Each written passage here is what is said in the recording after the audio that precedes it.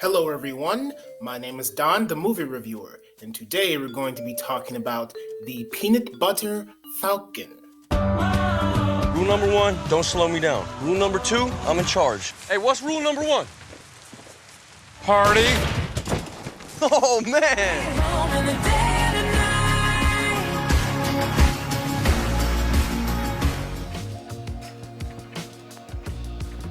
The Peanut Butter Falcon is a movie that stars Shia LaBeouf and Zach Gottsagen. And Shia LaBeouf's character plays a man named Taylor.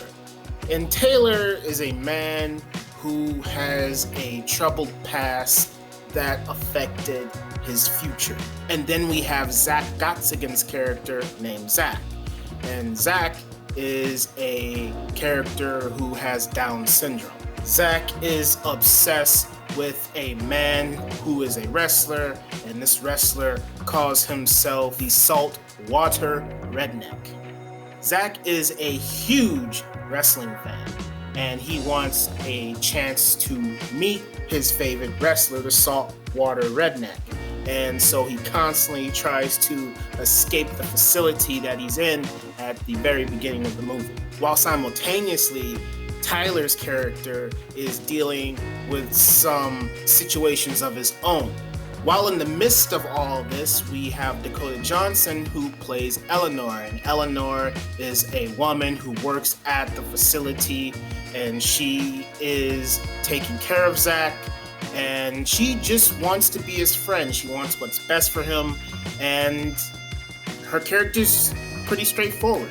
I loved the relationship between Zach and Taylor here, because you have these two characters and they have different personalities, and so they have a conflict, and so it goes in a direction that is predictable, but it does warm your heart because of the bond that these two characters, Taylor and Zach, have.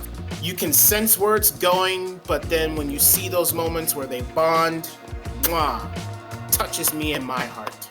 It's those bonds, it's those connections with people that we make, and that's what this movie does a good job at capturing, the connections amongst beautiful people. And some of these beautiful people may be flawed, but they still have a heart of gold, even though they may not see it themselves. Overall, my verdict for this movie is it's great. It's a great movie. The only negative thing I can say about this is it just could have been longer. I could have sat through 2.5 hours of this. I was so sucked into it. Because what I go by when I'm watching a movie is, does it keep me engaged in the story? Is there a moment as I'm watching the movie, do I look at my watch? Do I think about something else?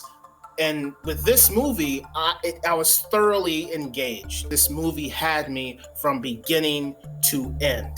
It's a feel-good movie, and it did its job, and the only problems I had with it is I wish it was an hour and a half longer so I can spend more time with the characters, and the whole bad guy villain subplot I could have done without. And that's all I have to say.